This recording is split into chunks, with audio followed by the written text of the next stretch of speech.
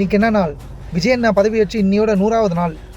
பல்வேறு மாற்றங்களையும் பல்வேறு திட்டங்களையும் தமிழ்நாட்டுக்கு கொண்டு வந்து கொடுத்த நம்மளுடைய மாண்புமிகு முதலமைச்சர் அவர்களுக்கு முதல் நன்றி. பிறப்போக்கும் எல்லாம் உயிருக்கும் என்ற உன்னத கோட்பாடோடு ஒரு திருக்குறள் தளபதிக்காகவே எழுதிய திருக்குறள் மாதிரி இருக்கும்.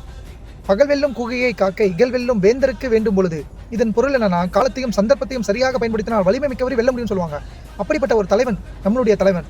உச்சத்தில் இருந்த ஒரு இடத்தை விட்டு மக்கள் படும் கஷ்டத்தையும் இளைஞர்கள் படும் துன்பத்தையும் தன்னை உயர்த்திய மக்களுக்காக ஒரு மாற்றத்தை ஏற்படுத்த வேண்டும் என்று மாற்றத்தை ஏற்படுத்த நினைப்பவர்கள் பலர். ஆனால் அந்த மாற்றத்தை உருவாக்க வேண்டும் என்று களத்தில் இறங்கி அந்த மாற்றத்தை கொண்டு வருபவன் தான் தலைவன். அப்படிப்பட்ட தலைவன் நம்மளுடைய தலைவர் விஜய் அவர்கள். தமிழ்நாட்டில் சில மாற்றங்கள் ஏற்படுத்தியிருக்கு இந்த 100 நாளில். ஜாதி மதம் பணம் அடிப்படையில் ஓட்டு போட்டவங்க இந்த தேர்தலில் எல்லாத்தையும் முறியடித்து தமிழ்நாட்டிற்கு மட்டும் இல்லை, இந்தியாவுக்கே ஒரு மாற்றத்தை ஏற்படுத்தக்கூடிய ஒரு தேர்தலாக இது மாறி இருக்கு. அது மட்டும் இல்லை, நம்மளுடைய கூட்டணி கட்சிகளுக்கு அதிகாரத்தில் பங்கு கொடுத்திருக்காங்க. லஞ்சத்தை ஒழிக்க வேண்டும் என்பதுதான் இந்த அரசின் முதன்மை நோக்கமே. சிஎம்டிஏ அதுக்கு ஸ்கொயர் ஃபீட் கணக்கில் பார்ட்டி ஃபண்ட் வாங்கினது ஒழிக்கப்பட்டது. ஸ்கூலை தடையில்லா சான்றிதழ் வாங்குறதுக்கு வாங்கின அந்த லஞ்சம் ஒழிக்கப்பட்டது. பஸ் ரெனுவல் பண்ணுறதுக்கு அந்த லஞ்சம் ஒழிக்கப்பட்டது. ஏன் இறந்துட்டா அந்த டெத் சர்டிஃபிகேட் வாங்குறதுக்கு கூட அதுக்கு காசு கொடுத்த அந்த முறை இப்போ ஒழிக்கப்பட்டிருக்கு. இதுக்கு உதாரணமே என்னுடைய நண்பனை சொல்லலாம். என்னன்னா, அவன் மாற்று கட்சிக்கு சேர்ந்தவன். அவன் விஜயனா அவனுக்கு பிடிக்காது. அவருடைய இடம் பிரச்சனை விஷயமா ஒரு தாசில்தார் ஆஃபீஸ்க்கு போகிறான். அங்கே போக சொல்ல அவன் அங்கே ஒரு அதிர்ச்சியை கண்டான். என்னென்னு யோசிக்கிறீங்களா? என்ன 50,000 வாங்கின இடத்துல 1 லட்சம் கேட்டிருப்பாங்கட்டா? இல்லை, அவனை வாங்க சார், உட்காருங்க சார்ன்ட்டு மரியாதையாக அவனை உட்கார வச்சு என்ன பெட்டிஷன் சார்ன்ட்டு மரியாதையாக கேட்டிருக்காங்களா. அவன் என்கிட்ட சொல்கிறான், நான் இதுக்கு முன்னாடி 3 தடவை அங்கே போயிருக்கேன், ஆனால் என்னை ரொம்ப அலக்கழிச்சாங்க, மரியாதைலாம் கொடுக்க மாட்டாங்க. ஆனால் இந்த அரசு பரவாயில்லையன்ட்டு தூற்றுபவர் வாயாலேயே போற்ற வைத்த தலைவர் நம்மளுடைய தலைவர் விஜய் அவர்கள். மாற்றம்னா ஒரு தமிழ்நாடு முதல் இடத்துக்கு வரணும், தமிழ்நாட்டில் பல்வேறு தொழில்கள் வரும்னு சொல்கிறது ஒரு தொழில் மாற்றம் சொல்லலாம். ஆனால் ஒரு ஏழைக்கிட்ட போய் கேட்டால் தெரியும் அவங்களுக்கு என்ன மாற்றம் வேணும்ன்ட்டு. அவங்களுடைய முதல் மாற்றமே அடிப்படை மாற்றம். உண்ண உணவு, இருக்க இடம், அடிப்படை வசதிகள் தான் கேட்பாங்க. அது முதல்ல விஜய் அவர்கள் உணர்ந்து செயல்படுறாரு. வேறு நபர்கள் ரேஷன் அரிசி சாப்பிட்றாங்க, அதில் நானும் ஒருத்தனை.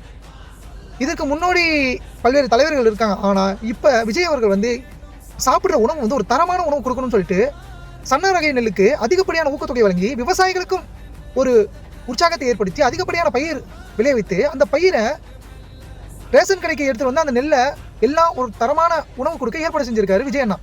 அது மட்டும் இல்லை, முன்னாடி ஆட்சியில் இருந்தவங்க வீடு கட்ட காசு கொடுத்தாங்க. 4 செவர் மட்டும் இருந்தால் அது வீடாக மாறிடாது. எலக்ட்ரிஷியனாக இருக்கட்டும், பிளம்பராக இருக்கட்டும், அதெல்லாம் முடிஞ்சாதான் முழுமையான வீடு முடிஞ்சதாக அர்த்தம். விஜய் அண்ணா அந்த 2031க்குள் அனைவருக்கும் வீடு வழங்க வேண்டும், தரமான வீடு வழங்க வேண்டும் என்று இப்போ 3,10,000 இருந்ததை 5 லட்சமாக மாற்றிருக்காரு. எப்படி ஒரு தலைவன் சிந்திக்கிறான்னு பார்த்தீங்களா? அடுத்தபடியாக அடிப்படை மாற்றம். நகரத்தில் இருக்க நம்மளுக்குலாம் பேருந்து வசதி ஒரு சேவை. ஆனால் கிராமத்தில் இருக்காங்க பார்த்தீங்களா, அந்த பேருந்து வசதி என்பது அவங்களுக்குலாம் ஒரு கனவு. இப்போ இந்த ஆட்சியில் 56 ஆண்டுகளுக்கு அப்புறமும் ஒரு பேருந்து வசதி ஏற்படுத்தி கொடுத்துருக்காங்க. ஜாதிய அடிப்படையில் இருந்த அந்த பேருந்து வசதி ஏற்படுத்தி கொடுத்துருக்காங்க. இது ஒரு பேருந்து சேவை, இது ஒரு பேருந்து சேவை என்று கடந்து விட முடியாது. இது மக்களுக்கும் அந்த அரசுக்கும் உள்ள தொடர்பை இணைக்க ஏற்படுத்தியிருக்குது. கடைக்கோடி மக்களுக்கும் இந்த அரசுடைய திட்டங்கள் போய் சேரணும்னு சொல்லிட்டு இந்த அரசு பல்வேறு மாற்றங்களை கொண்டு வராங்க. இந்த அரசு வந்த பிறகுதான் இளைஞர்கள் அதிகப்படியான பேர் அரசியல் கற்றுக்கிறாங்க. எங்கள் வீட்டாண்ட இருந்த பசங்களாம் ஃப்ரீ ஃபயர் விளையாண்ட பசங்க, அவங்க இப்போ சட்டசபை நிகழ்வை பார்க்குறானுங்க. அவனுக்கு போய் கேட்டால் அவனுங்க சொல்கிறானுங்க சட்டசபையில் என்ன பேசுகிறாங்கன்ட்டு. கற்றுக்கிட்டா அவங்க தொகுதியில் அந்த கவுன்சிலராக இருக்கட்டும், எம்எல்ஏவாக இருக்கட்டும், யார் இருந்தாலும் கேள்வி கேட்கலான்னு சொல்கிறாங்க. அது மட்டும் இல்லை, இளைஞர்கள் இப்போ கட்சி தாவல் தடை சட்டம்னா என்ன படிக்கிறாங்க, பட்ஜெட்னா என்ன, நிதி பட்ஜெட்னா என்ன, 110 விதினா என்ன, எல்லாமே தெரிஞ்சுக்கிறாங்க. அரசியலை கைவிடுகின்ற இந்த காலத்தில் அரசியலை கற்றுக்க வேண்டும் முயற்சி செய்கிறது இப்போ இளைஞர்கள் தான். அப்படிப்பட்ட இளைஞர்களை மாற்றியது நம்மளுடைய தலைவர் அவர்கள். ஆனால் இன்ஸ்டால் இதுக்கு முன்னாடி ரீல்ஸ் போட்டது கிடையாது, எதுவுமே போட்டது கிடையாது. ஏன்னா எனக்கு ஒரு பயம். ஏன்னா முன்னாடி இருந்தவங்க எதனா ஒரு கருத்து தெரிவித்து அவங்கள அரெஸ்ட் பண்ணிடுறாங்க. ஆனால் இந்த ஆட்சி வந்த பிறகு தாவேக்கா தொண்டர்கள் தளபதி அவர்கள் கொண்டு வர திட்டங்களையும் செயல்முறைகளையும் மக்கள்கிட்ட எடுத்துகிட்டு போய் சொல்கிற போல இந்த ஆட்சியில் நடக்கிற குறைகளையும் இந்த ஆட்சிக்கு கோரிக்கையாக வைக்கிறாங்க மக்கள். தாவேக்கா நண்பர்களும் வைக்கிறாங்க, விஜயனாக்கு தெரியப்படுத்துகிறாங்க. இது எவ்வளோ பெரிய மாற்றம் தெரியுமா? ஒரு கட்சிகளே இருந்துட்டு குறைகள் இருந்தால் அதான் விஜயனாக்கு தெரியப்படுத்துகிறாங்க. அது மட்டும் இல்லை, விஜயண்ணா பிடிக்காத கட்சிகளும் சரி, அவங்க இன்ஸ்டாவில் பல்வேறு குற்றச்சாட்டு வைக்கிறாங்க, பல்வேறு அவதூறு வைக்கிறாங்க. அதையும் ஒரு பேச்சுரிமையை ஏற்படுத்தி கொடுத்தது இந்த அரசு தான். இந்த 100 நாளில் இந்த அரசு செய்த மாற்றங்கள் என்னன்னு பார்த்துருவோமா? பேரை மட்டும் தான் மாத்திரன்னு சொல்கிறவங்களுக்கு தான் இந்த இது. முன்னாடி இருந்த ஆட்சியாளர்கள் அதுக்கு முன்னாடி இந்த ஆட்சியாளர்கள் கொண்டு வந்த திட்டத்தை பேர் மாற்றினாங்க. அது என்னென்னு சொல்லணும்னா, அம்மா பசுமை வீடு திட்டத்தை கலைஞர் கனவு இல்ல திட்டமாக மாற்றினாங்க. அம்மா மடிக்கணினி திட்டத்தை உலகம் உங்கள் கையில் திட்டமாக மாற்றினாங்க. அம்மா மருந்தக திட்டத்தை முதல்வர் மருந்தகமாக மாற்றினாங்க. அம்மா ஆரோக்கிய திட்டத்தை நலம் காக்கும் ஸ்டாலின் திட்டமாக மாற்றினாங்க. எடப்பாடி அவர்கள் கொண்டு வந்த அம்மா பெட்ரோல் திட்டத்தை பிங்க் பெட்ரோல் திட்டமாக மாற்றுறாங்க. அது மட்டும் இல்லை, அவங்க பல்வேறு திட்டங்களை கேன்சல் பண்ணாங்க. கறவை மாடு திட்டத்தை கேன்சல் பண்ணாங்க. முக்கியமாக தாலிக்கு தங்கம் திட்டத்தை கேன்சல் பண்ணாங்க.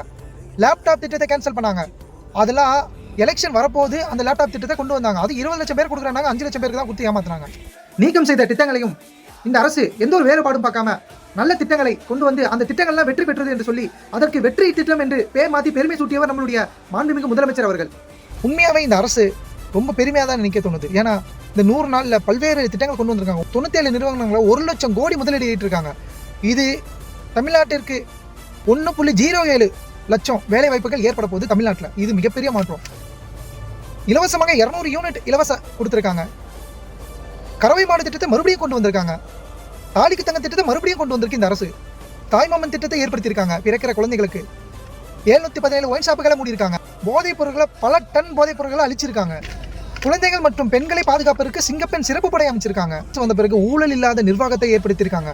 ஒரு மனிதனுக்கு மரியாதை என்பது பணத்தை விட முக்கியம் கிடையாது, அவனுக்கு மரியாதை தான் முக்கியம். அந்த மரியாதையை இந்த அரசு வந்த பிறகு எல்லாருக்கும் ஏற்படுத்தியிருக்காங்க. இதுவே மிகப்பெரிய மாற்றமாக தான் நான் பார்க்குறேன். முதல் அமைச்சரவையில் 32 துறைகளுக்கு 436 திட்டங்களை ஏற்படுத்தியிருக்காங்க இந்த அரசு. உண்மையாகவே நம்ம இந்த 100 நாள் பயன்களை மட்டும் நம்ம பார்த்துட்டு இருக்கும் போது விஜயனா 200 நாள் கொண்டாடத்துக்கு போயிடுவார். இந்த அரசு விவசாயிகளுக்கான அரசு, இந்த அரசு இளைஞர்களுக்கான அரசு, இந்த அரசு ஏழை எளிய மக்களுக்கான அரசு, இந்த அரசு தொழிலாளர்களுக்கான அரசு, இந்த அரசு உழைப்பவர்களுக்கான அரசு, இந்த அரசு ஒட்டுமொத்த தமிழக மக்களுக்கான அரசாக தான் இந்த அரசு பார்க்கப்படுகிறது. அப்படிப்பட்ட உழைப்பு தமிழக வெற்றி கழகத்தின் தலைவர் விஜய் அவர்கள் கொடுத்து கொண்டிருக்கிறார். உண்மையாகவே ரொம்ப நான் பாராட்டுறேன். ஏன்னா 100 நாளில் இவ்வளவு மாற்றங்கள் கொண்டு வந்திருக்காரு. முதல்ல லஞ்சத்தை ஒழிச்சிருக்காரு. லஞ்சம் என்பது பெரிய கொடிய நோய், அதை ஒழிச்சு காட்டியவர் நம்மளுடைய தளபதி அவர்கள். ஆனால் சில சட்ட ஒழுங்கு பிரச்சனை இந்த அரசு வந்த பிறகு முன்னேற்பாடுகளும் தீவிரமாக கண்காணிக்கப்பட்டு பல்வேறு குற்றங்கள் தடுக்கப்பட்டு வருது. இன்னும் சில குற்றங்கள் நடக்க தான் செய்யுது. அதையும் இந்த அரசு கண்டிப்பாக ஆட்சி 2031 முடியறதுக்குள் சட்ட ஒழுங்கு பாதுகாப்பில் தமிழகம் முதல் மாநிலமாக இருக்கும் என்று நம்பிக்கை எனக்கு இருக்குது.